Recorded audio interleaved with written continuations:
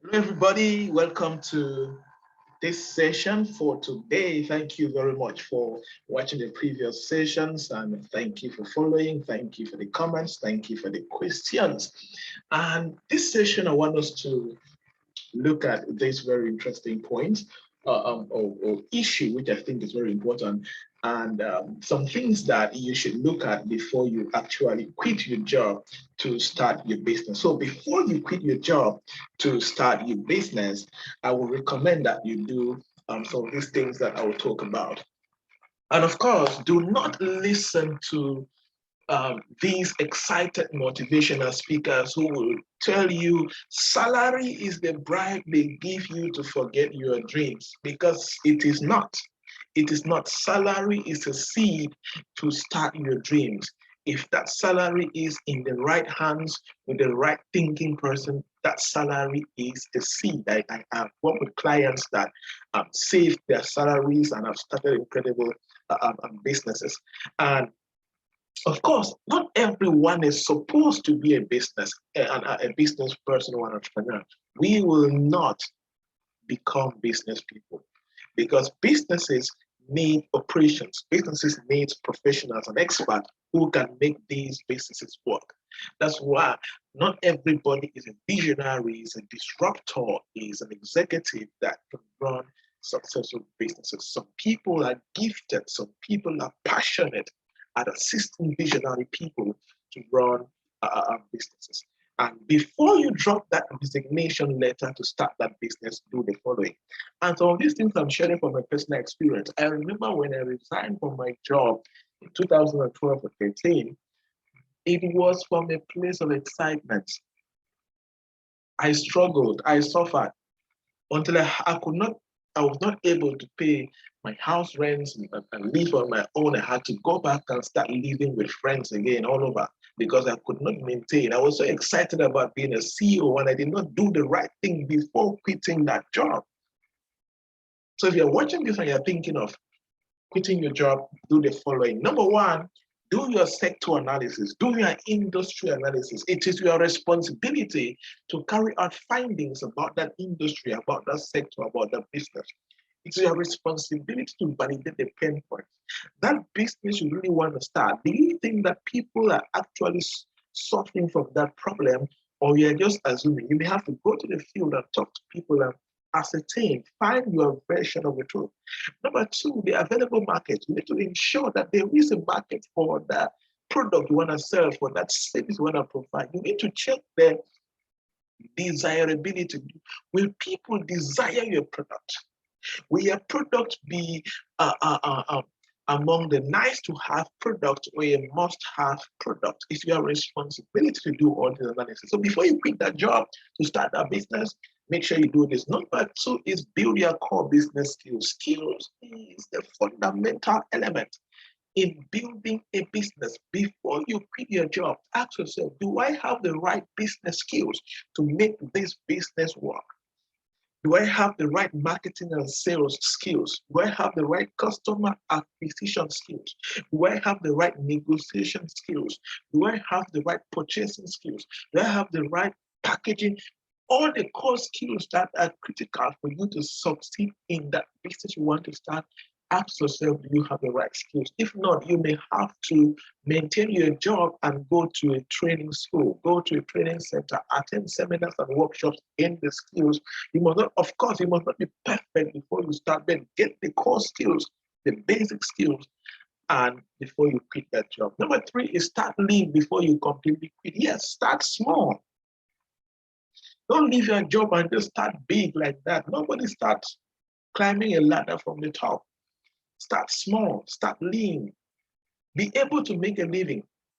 I always recommend people come to me when I want to quit a job, just recommend, please, you are not permitted to quit your job if that business has not yet reached that level that it can start maintaining or helping you make a living.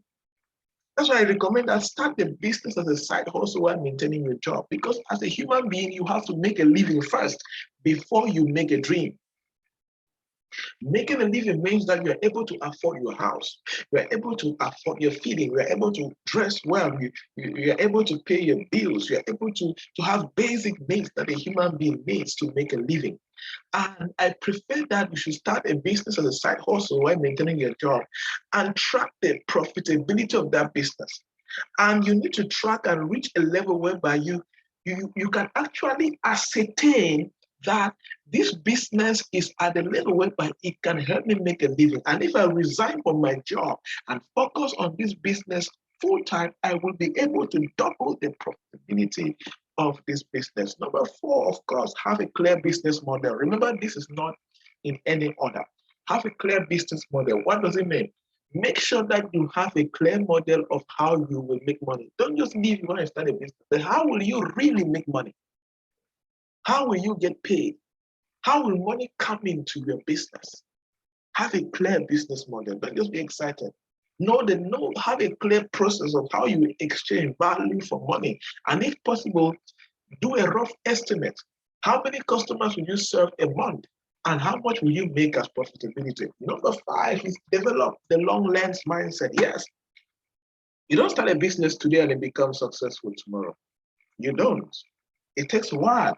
Sometimes it will take you 2 years, 3 years, 5 years, or even 10 years before the business is so stable that can give you the kind of life you want or make you a successful entrepreneur or business executive.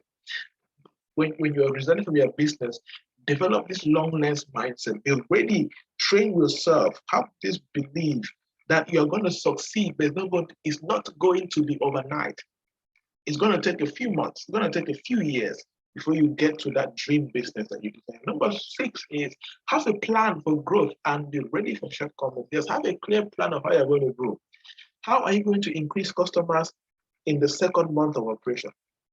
How are you going to increase customers in the 6th month, in the 8th month, in the 12th month, in the second year? How are you going to increase profitability? When are you going to increase more staff and all of that? Have a growth plan and be ready for shortcomings, because your plan may say that you're going to be profitable in the 4th month, or you're going to have 1,000 customers in the 8th month, and you may have challenges and all of that. And in the 8th month, you're only having 300 clients or even 100 clients.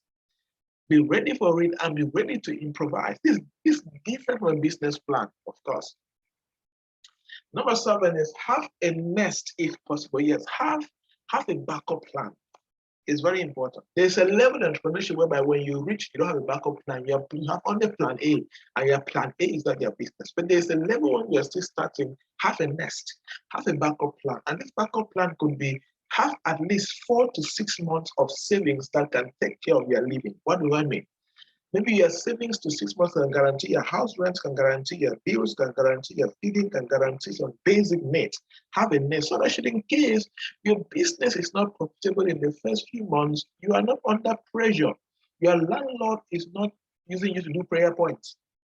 You get a point? Good. Number 8 is join a network of entrepreneurs or join an ecosystem, join a hub or join a professional association. Be part of an ecosystem. You cannot start and survive like an island. You need people that can advise you, support you, endorse you, recommend you, give you ideas, all of that. If you're in Cameroon or other African countries, you can join like JCI, you can join the Yali networks, you can join hubs and co-working spaces and incubators, accelerators around you. Join a youth empowerment organization. Be in a community that can inspire you, challenge you, push you. It's very powerful. Number 8 is leave your job on good terms with the employer. Yes, don't leave your job and burn that bridge. Leave your job well. Don't get a one morning and just resign. They say that's not right. Leave your job on a good term. Maybe you can formally inform your employer that you will leave in the next 3 months, next 2 months. Also give that employer time to find your replacement. And a good leader leaves a successor. It's your responsibility before you leave. Make sure that the company has somebody in place to replace you to do the job very, very well. What if you come back to that company as a client, or they are your clients, or they can become your partner tomorrow? Or you may need somebody to endorse you, and your boss is the best person that knows it that can endorse you, right? Yes. So Those are the points that you should look at before you resign from your job. And of course, do not let your emotions and excitement control you in making this decision.